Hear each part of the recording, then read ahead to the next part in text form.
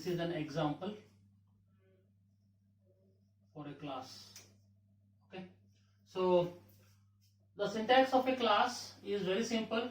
Class is a keyword. This is a keyword, and these all are called as members of class. In these members, we have two types of members. The first one is data member, second one is member functions. The first one is data members, and the second one is member functions. Okay, these methods are nothing but called as functions, and these data are called as data members. So in a class you are going to have members. These all are members. It might be a data member or a member function. These all are called as members of a class.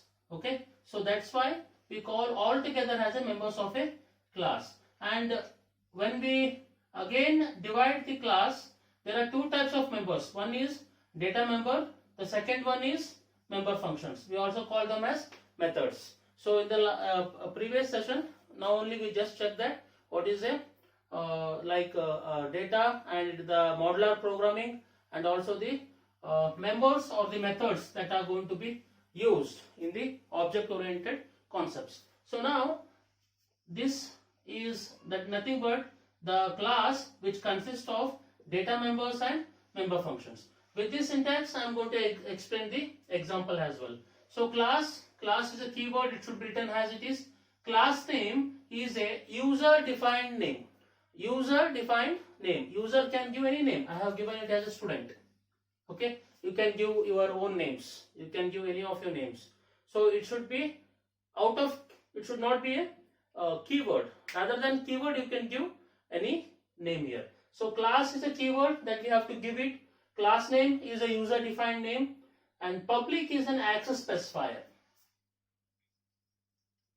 What is access specifier? There are three types of access specifiers.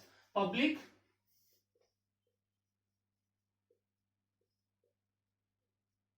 second one is private, and third one is protected. Public, private and protected. So I will come back to this access specifiers in detail in the next coming concepts, but rather just we need to know what is this. These are called as access specifiers: public, private and protected. I will just explain in brief what is public, private and protected. If my data members and member functions, these all are called as, these three of them are called as data members.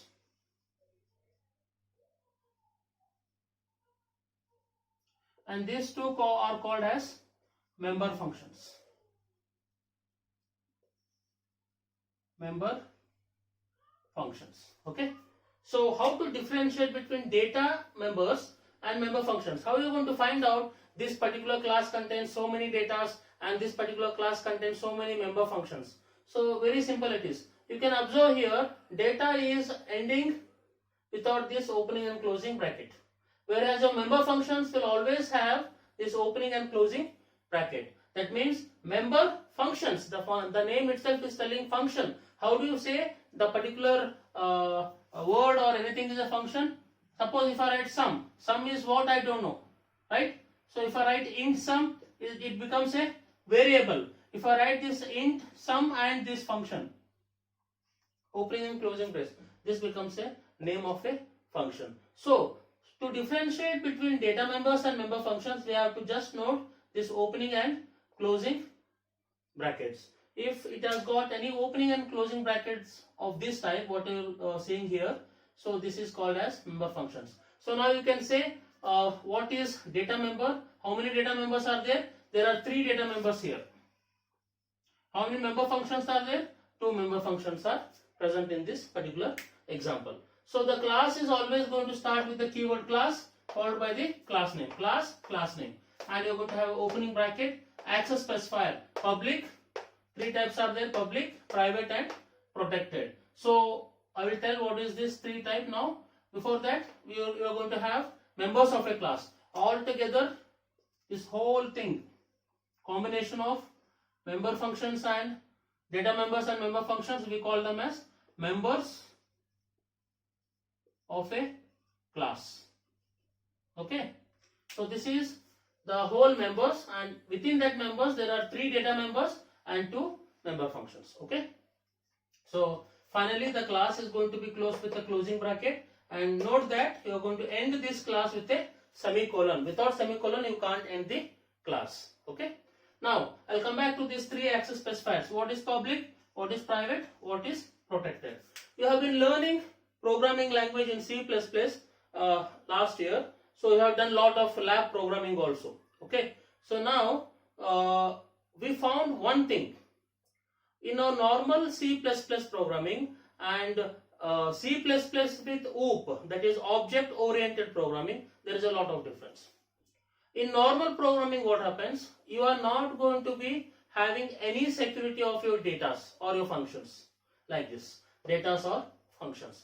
Whereas in classes and object or OOP concept, you are going to have a security for your data and for member functions. Your data or data members will be having a lot of security, and your member functions will also having a lot of security. Overall, the members of a class will have a secured or a security where no one can steal them. For example, if you design a banking software in C++, and if you design a banking software in C++ with OOP, there is a lot of difference. In OOP, you are going to have a security for your data and functions, or data members and member functions. Whereas we don't have any concept of data members and member functions in C++. All the data and functions are mixed together. Okay, and if a software is designed using C++, then it is very insecure. Why? I will explain that after explaining these 3 access specifiers: public, private and protected. Public access specifier. If you stand on a roadside, and if you make your hand, or if you want to stop any auto or any buses, public buses, you will show your hand and make it stop. So it will be stopping. Why? They are public transports and public property. And if you go and sit in a public garden or any which is used by the public, commonly used by the public, if you go and sit in that particular garden, no one is going to ask you. That is why it is public property. It's made for public. Public can go and sit, go and use the vehicles, bus, autos and everything. You have got your right to use them. Okay, so that word speaks about the public. What is private now? Private access specifiers. These data members and member functions, if you are placed inside the public access specifier, then it can be accessed by anyone. Anyone can access the data members and member functions. But when we go to the private, if I place here private access specifier,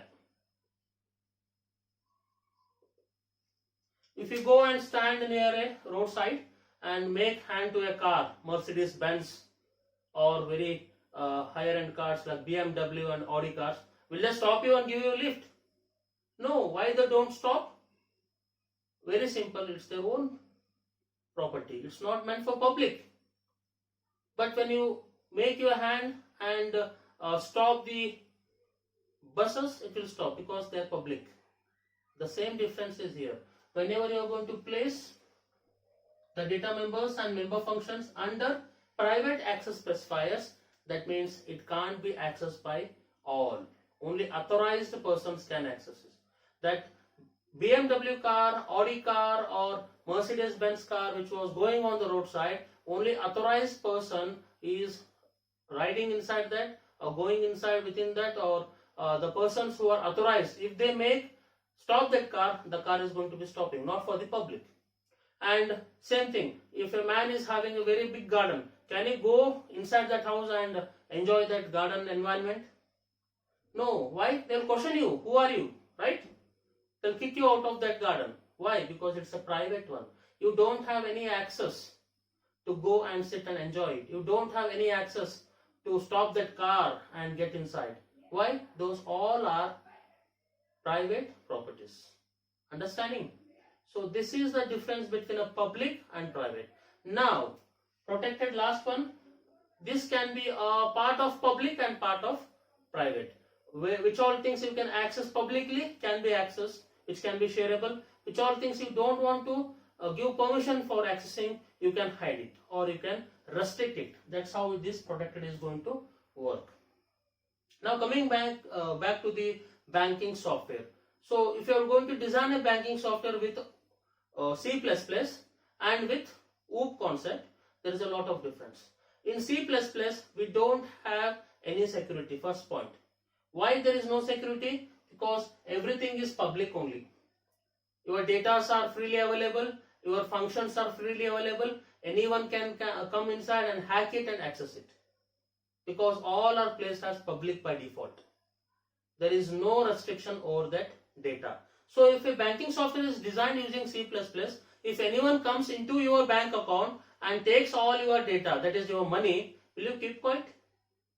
No, we won't keep quiet. So that's the reason the banking softwares are not designed with ordinary C++ languages. Rather, it is designed with OOP concepts using higher languages like Java, .NET, Visual Basics, many other languages are there.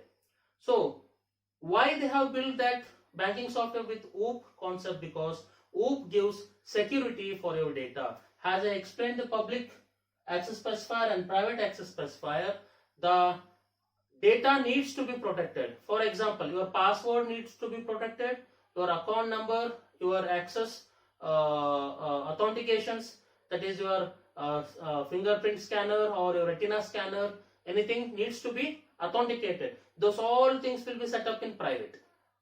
That means no one can access that. If it is made public, anyone can access that. Getting? So when your account number, password is meant for private, is kept as a private data information. So only you know the account number, you know the password, how to open that account. So whenever you go to ATM, only you know the password and it is going to allow you to access the information, access or withdraw the amount or deposit the amount. If it was placed in public, anyone could have taken your card and accessed it. Right? So that's the major difference. The C++ software is not secured, whereas your C++ with OOP language is very secured because of these classes and objects. Objects still we have not learned. I will tell you how to create the objects in the coming classes. So right now please go through this chapter. Next class we are going to learn some characteristics of OOP. OOP has got some characteristics. So each characteristic will be a chapter, one chapter in the next year, next second PU, that is unit B. Okay. So please go through this. If you have got any doubts regarding these classes and regarding the introduction part, regarding access specifiers, what the data members are, what the member functions are, if you have got any doubts, please text me or you can call me and you can message me. Okay. Thank you very much. We'll meet in the next class. Thank you.